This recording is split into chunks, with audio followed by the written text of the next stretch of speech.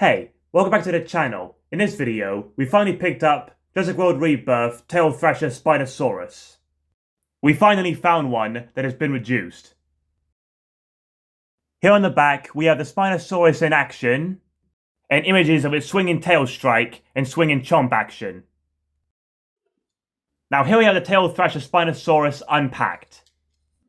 The colour scheme looks pretty good, with this dark brown, and with this orangish brown design across its neck, along its sail and tail. We have these nice powerful looking legs with various sized scales and osteoderms. The body looks a little slimmer than the Hammond Collection figure, but this is made up for with this impressive looking sail. And underneath the figure, with this light grey area here and on its throat. Now let's take a closer look at this figure's details. With the head sculpt, we have this long thin snout. The jaw's articulation is activated by its features. We have a mixture of textures across its head. We have some scale details transitioning into this leathery looking skin. The mouth is full with these impressive looking soft plastic teeth. We have some hanging skin on the underside of the throat. Here you can see inside its mouth with a nicely textured tongue and roof of its mouth. The figure has quite a thick neck, but it's due to its swinging chomp feature.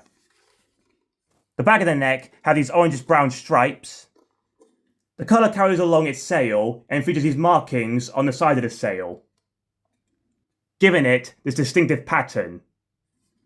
And we have this orangish brown pattern on its paddle-like tail. And the tail has 4 articulation points.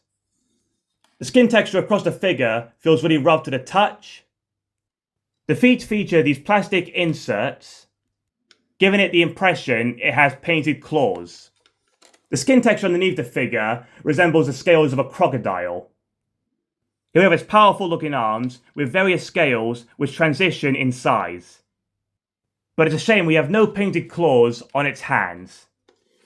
All round, it's a pretty impressive looking Spinosaurus, especially with this brand new style of sail and paddle-like tail. The articulation in its rear legs is limited, but the feet can twist like this. Arms move up and down, out to the side.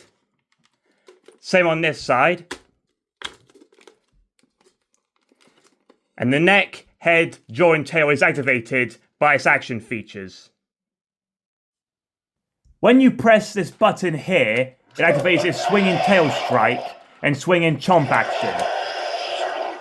Here you can see its tail and head swinging from side to side with roaring effects. And you can rev up this friction motor by pressing the button rapidly.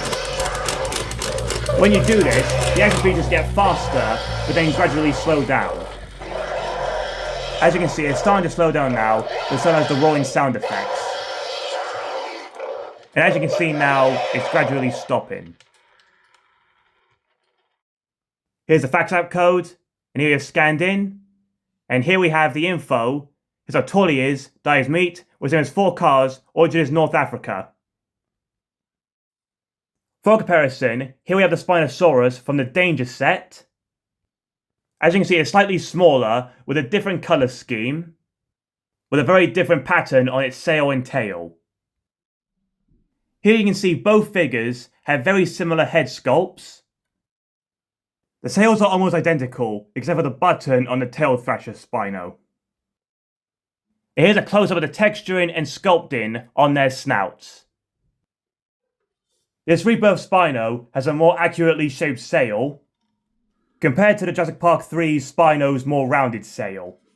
With the release of Jurassic World Rebirth, we have 4 Spinosaurus specimens, and all 4 Spinos have unique patterns across their sails.